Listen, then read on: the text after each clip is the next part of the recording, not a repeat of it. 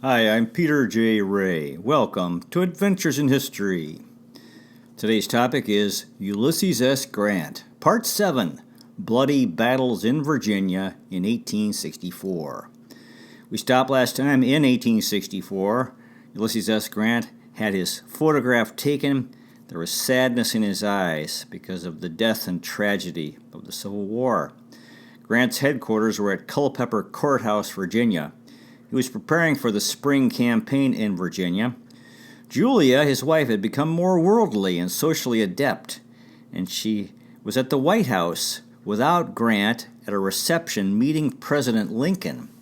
And Grant's aide Adam Badeau described, quote, "The tall, ungainly man," that's President Lincoln, "looked down upon his visitor with infinite kindness beaming from his ugly, historic face, then placed both his hands on Mrs. Grant's and welcomed her more than warmly."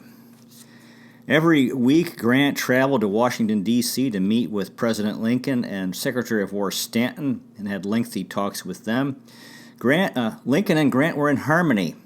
Grant was committed to the freedom for the slaves and using black soldiers in the Union Army. President Lincoln was haggard and exhausted. Lincoln and Grant had much in common. Both were Westerners. They were awkward and had married into slave-owning families. President Lincoln enjoyed Grant's humility. He was tired of arrogant generals. Lincoln and Grant agreed on the need to destroy the Confederate armies. Grant was eager to fight. He was self-reliant. Lincoln was relieved of the weight of the responsibility for fighting the war. Grant was confident and unfazed by the vast power given to him. The North had a larger population than the South. It was a war of attrition. The Union Army had 533,000 battle-ready troops. Grant planned to attack the railroad in North Carolina, supplying the Confederate Army. There was a plan for Sherman to attack Georgia and take Atlanta and destroy the railroads there and resources for the Confederate Army. There was the problem of political generals who were ineffective. When Grant traveled to Washington, D.C., there was danger from Confederate raider John Singleton Mosby. In mid-April, Grant was nearly captured by Mosby's partisans who had become a menace. Grant gave an order that if captured, they would be hung. George Armstrong Custer executed 6 of them. The Union Army of the Potomac was demoralized by their lack of success. General Grant infused new energy into them. There had been many defeats in Virginia. The new cavalry commander was Phil Sheridan. Grant wanted to keep John Rawlins on as chief of staff, even though Rawlins was sick. Grant refused to let him go. Eli Parker, a Seneca Iroquois Indian, was Grant's military secretary. Parker said of Grant, quote, "He always sought to speak of the good in men rather than the evil, and if he had to speak of the bad qualities in a man, he would close his remarks with the mention of his good points or excuses why he did not have them. Sometimes Grant appeared to be lazy, but his mind was active. He disliked profanity. Grant said, quote, "Swearing helps to rouse a man's anger, and when he flies into a passion, his adversary, who keeps cool, always gets the better of him." Grant had the ability to sleep anywhere. On the eve of a major battle, Grant would lie down in the mud and rain and could be asleep in 2 minutes. Grant had self-confidence. He would take action, take responsibility, and spread courage in the Union Army. Grant had a great ability to visualize the entire battlefield. He enjoyed oysters, cucumbers, corn, pork and beans, and buckwheat cakes. He ate little. Adam Badeau became Grant's military scribe. Badeau had been a newspaper writer. He wrote about culture, fashion, theater, and society for the Sunday Times in New York City. Badeau became Grant's journalistic champion and literary tutor, and he was a patron of New York society. Badeau was the authorized historian of Grant's military campaigns. Badeau said about Grant, quote, "The whole man was a marvel of simplicity, a powerful nature veiled in the plainest possible exterior." Grant's mission was to destroy Robert E. Lee and his Army of Northern Virginia. There was a battleground. The battleground was a 100-mile strip between Washington, D.C. and Richmond. On April 9th, Grant wrote to General Meade, quote, "Follow Lee, his Army of the Potomac." The Army of the Potomac thought Lee had supernatural powers. Lee had defeated Pope at the Second Battle of Bull Run and Burnside at Fredericksburg, Hooker at Chancellorsville. There was a fearsome aura of Lee which haunted the Army of the Potomac. Grant was not afraid of Robert E. Lee. Lee's wife, Mary Custis, was the great-granddaughter of Martha Washington, George Washington's wife, and she inherited much of George Washington's memorabilia. Robert E. Lee had an unyielding sense of duty. He was confident in the darkest moment. He became distraught when the South seceded, but decided to remain loyal to Virginia. Lee's army had extreme shortages of meat, bread, clothing, shoes, and blankets. There was famine in the Confederate Army. March 31st, Grant took a steamer from Washington, D.C. to Old Point Comfort, Virginia, to meet General Benjamin Butler at Fort Monroe. Butler was controversial. He had friends and enemies. He'd been a Boston lawyer and ran for governor of Massachusetts in 1860 and lost. A soldier had this to say about General Butler, quote, "Call before your mental vision a sack full of muck.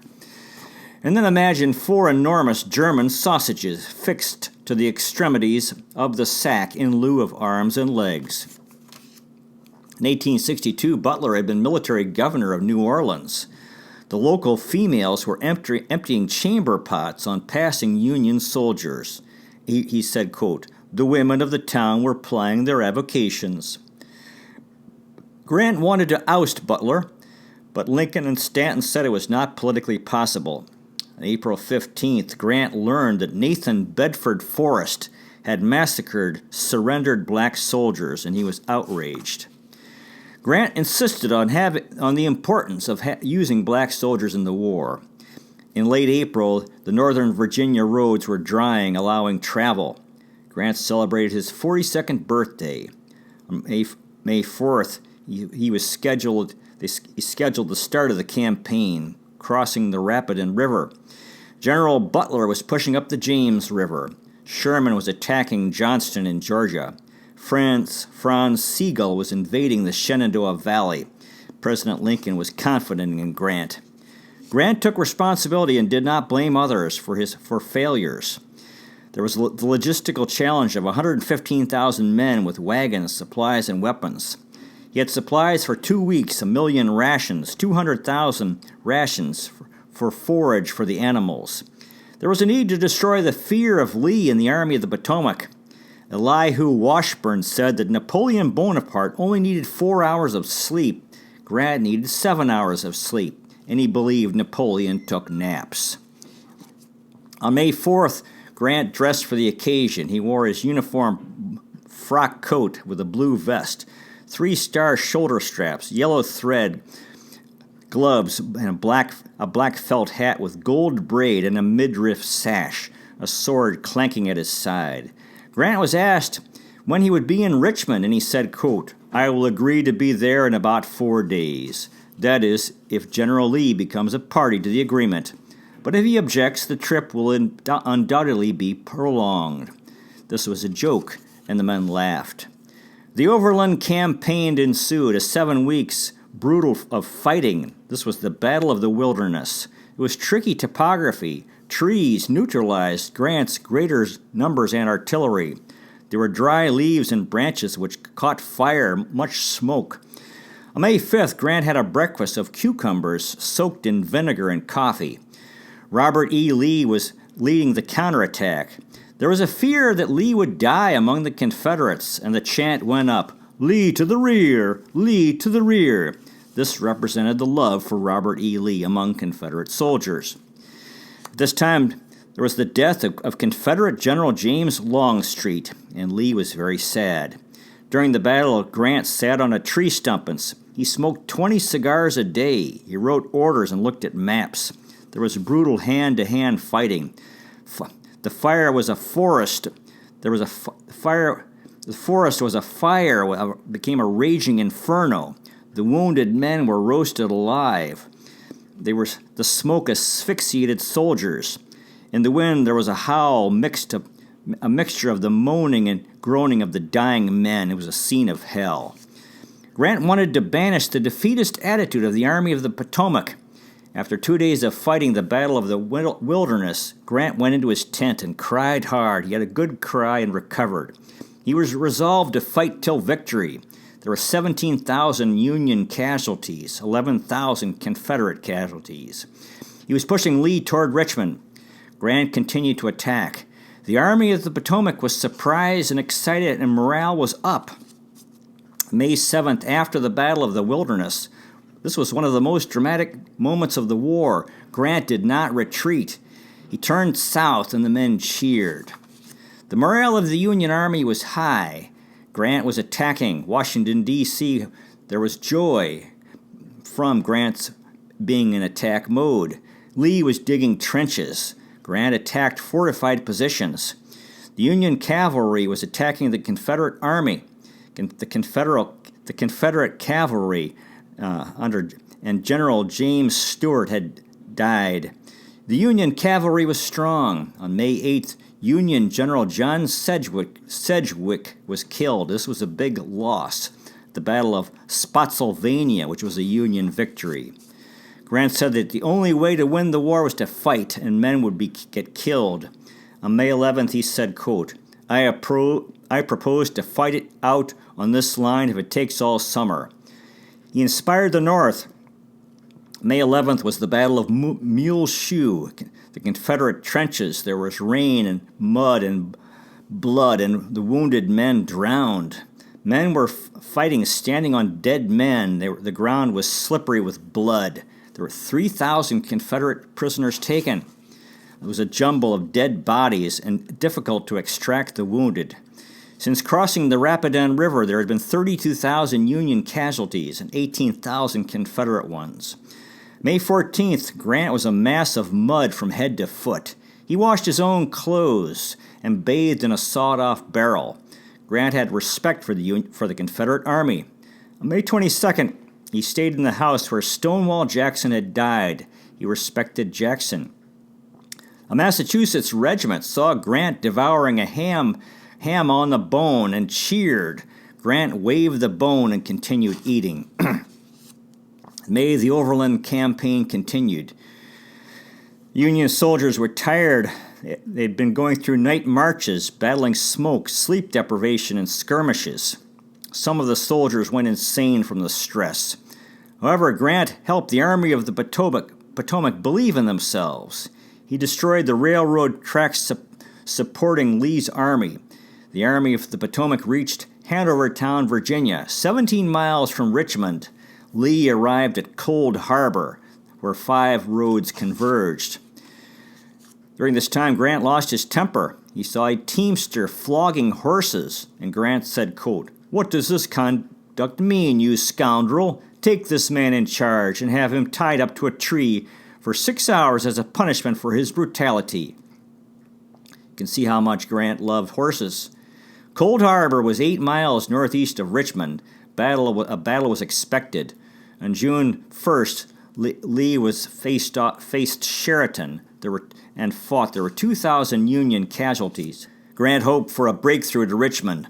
On June 2nd, Grant attacked the Confederate trenches.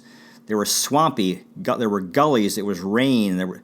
He had to delay. On June 3rd, 16,000 Union troops attacked. It was a gamble, and there was a slaughter. It was a disaster. Dead bodies became sandbags. There were 7,000 Union losses, 1,500 Confederate ones. At Cold Harbor was considered senseless slaughter, and Grant got the nickname Butcher Grant. Grant always regretted Cold Harbor.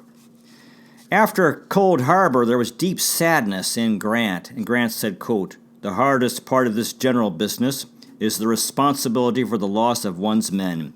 I can see no other way of it, however. We've got to keep at 'em. But it is hard, very hard, to see all these brave fellows killed and wounded. It means aching hearts back home." Grant and Lee were unable to have a truce to remove the dead and wounded. By June 7th, they had a truce, but all but 2 of the wounded men had died. They waited too long. Since May 4th, there had been 65,000 Union losses and 35,000 Confederate ones. However, the Confederate Army was weakening. Grant was winning the war. Secretary of the Navy Wells said that Grant was paving a road from Washington, D.C. to Richmond with the skulls of Union soldiers. Grant never escaped the butcher description. After the Battle of Cold Harbor, Washington, D.C. was full of the wounded, amputees, and the dead being embalmed. They were dealing with the legions of the dead. Quartermaster General Montgomery Meigs suggested a military cemetery on Robert E. Lee's property in Arlington, Virginia, and Stanton approved it. This became Arlington National Cemetery. President Lincoln continued to support Grant. There was talk that Grant would run for president in 1864. Grant said, quote, "I am not a candidate for any office, but I would like to be mayor of Galena, Illinois, long enough to fix the sidewalks, especially the one reaching my house." After Cold Harbor, there was a classic photo of Grant there, rumpled, baggy pants, unbuttoned coat by a pine tree. He was tough and undefeated. Grant changed his strategy and decided on a siege. He hoped to take Petersburg, which was a railroad junction 20 miles south of Richmond, which was sustaining the Confederate Army. Grant sent Sheridan to destroy the Virginia Central Railroad. He sent David Hunter to disable the James River Canal. Grant crossed the Chickahominy River. He needed to cross the massive James River. Grant was optimistic. On June 14th, Grant's engineers made a pontoon bridge 2,100 feet long with 13 feet wide, 101 floats across the James River. The cavalry and artillery trains crossed the river rapidly. It was a stirring spectacle.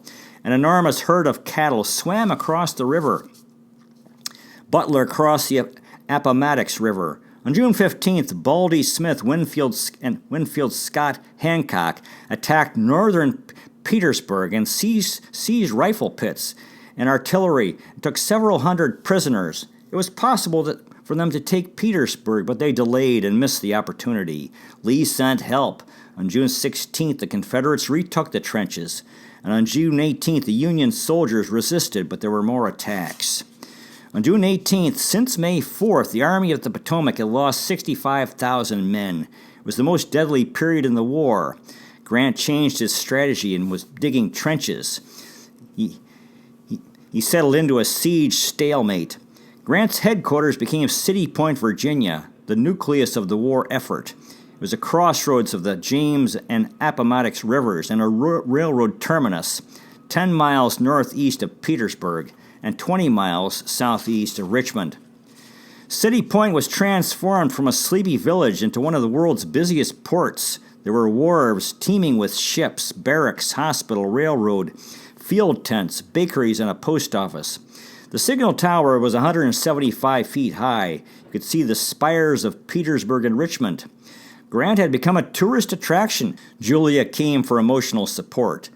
The day after Cold Harbor, Grant wrote his 8-year-old daughter Nellie, encouraging her to study German, and his son Fred to study French to help him enter West Point. On June 21st, President Lincoln and his son Tad visited City Point.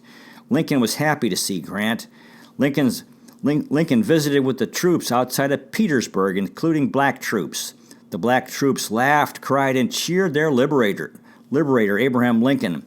Lincoln was touched. There were tears in his eyes. His voice broke, and he thanked the black troops.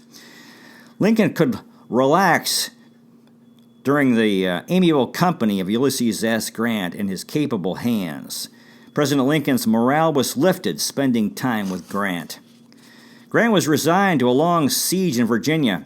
Virginia had become a wasteland from the war. There was drought in 1864 in Virginia. Lee was worried about getting supplies for the Confederate Army. The Confederates were drafting the young and the old. Grandfathers and grandsons were fighting together. On June 12th, Lee sent Jubal Early into the Shenandoah Valley to attack Washington, D.C. On July 3rd, he was at Harper's Ferry. Early had 15,000 men. On July 8th, there was alarm in Washington, D.C. Early was in western Maryland spreading terror.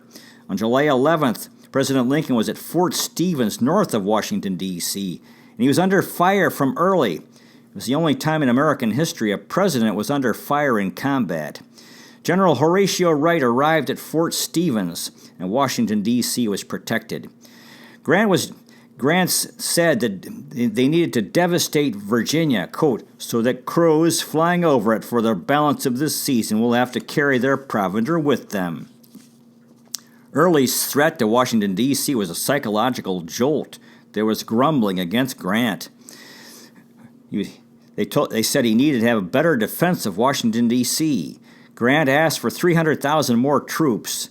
President Lincoln put in a call for 500,000 more men. Since Chattanooga, Grant had respect for General William Baldy Smith, but he was losing respect for him. The summer of 1864, victory in the war seemed close. There was hope of taking Richmond or Atlanta. To show progress in the war before the presidential election, Sherman wanted to take vengeance on the civilian society, total warfare, and destroy the South's production capacity. Sherman said, quote, no amount of poverty or adversity seems to shake their faith. Slaves gone, wealth and luxury gone, money worthless, yet I see no sign of let-up. Sherman wanted to destroy the morale of the people of the South to end the war. Atlanta was a prize. There were arsenals, foundries, munition plants, machine shops, and manufacturing facilities. If they could capture Atlanta, this would help destroy the Confederacy. Confederate General Joe Johnston was replaced by John Bell Hood. Union General James B. McPherson was killed on July 22nd in the Atlanta campaign. This was a big loss for the Union. Sherman said that if Grant and Sherman had died, McPherson would be in charge. Battle of Atlanta, death of Union General James B. McPherson. Again, Sherman thought that if Sherman and Grant died, McPherson would be the man to win the war, so they were very sad about his death. Both Grant and Sherman were very sad about the death of James B. McPherson. In July, the spirits were slumping in the North. President Lincoln's chance for re-election was poor. Grant dreamed of a bold breakthrough. The Petersburg siege became torture for the soldiers in the trenches. It was dark and dirty. There was danger of sharpshooters. There was a project of having a mine under Petersburg and detonate with an underground explosion, which they worked on. There was a challenge of springs and quicksand digging the tunnel. July 23rd was the end of the first phase. The tunnel was 511 feet long, 23 feet below the surface. A huge explosion took place. They were attacking Petersburg with 15,000 troops. The explosion was scheduled for July 30th. The explosion was successful, but there was poor follow-up. Union troops were trapped in the crater and shot. It became a disaster. Union losses were 4,000, Confederates 2,000. Grant was sick at heart. He was in bed with helpless grief. General Burnside had done a poor job and was eased out of the service. July 31st, the wounded men were in the crater. Grant and Rawlins met President Lincoln for 5 hours at Fort Monroe. July 30th, Jubal Early set fire to Chambersburg, Pennsylvania. 3,000 people were homeless. Grant sent General Phil Sheridan to attack Early and lay waste to the Shenandoah Valley, which was supporting Lee's army. Sheridan was vigorous, inspirational, hot-headed, profane, confident, and persevering. Grant was a superb judge of military talent. Grant ranked Sheridan higher than Napoleon Bonaparte and Frederick the Great. In the Shenandoah Valley, Sheridan destroyed farms, crops, and terrorized the people.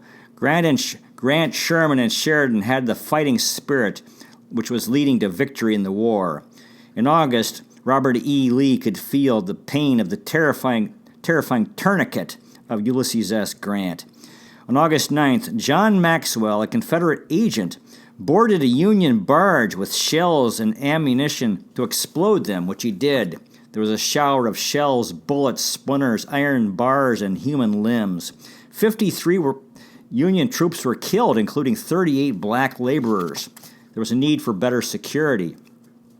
Extra security was created for Grant. Grant did not know about this till his second term as president. His assistant Rawlins was ill and took a 3-month leave to recuperate in Connecticut. Rawlins loved the United States. Grant in August was ill for 10 days. The man of action was paralyzed by the lethargic tempo of the Petersburg siege. He was depressed and separated from his family. When Julia was in camp, she was appreciated for her geniality. In mid-August, there was a new Union draft. There was a fear of unrest in cities in the North. Halleck wanted Grant to send troops north, and Grant said no. Morale in the North was low. There was talk of Grant becoming president in the 1864 election. Grant said no. He supported Lincoln in the election. On August 31st, the Democrats nominated George B. McClellan for president, who was willing to trade emancipation for peace and have the blacks enslaved again. In August, Grant said to Sheridan, "Drive Confederate General Jubal Early out of the Shenandoah Valley and desolate that place." And he wrote, quote, "Eat out Virginia clear and clean so that crows flying over it will have to carry their provender with them." Meanwhile, the siege of Atlanta was taking place. Sherman said, quote, "I always remind the men that the siege of Troy lasted 6 years, and Atlanta is a more valuable town than Troy." September 2nd, Sherman took Atlanta. Sherman ordered the evacuation of Atlanta. He took Atlanta. By taking Atlanta, Grant and Sherman's bond was cemented.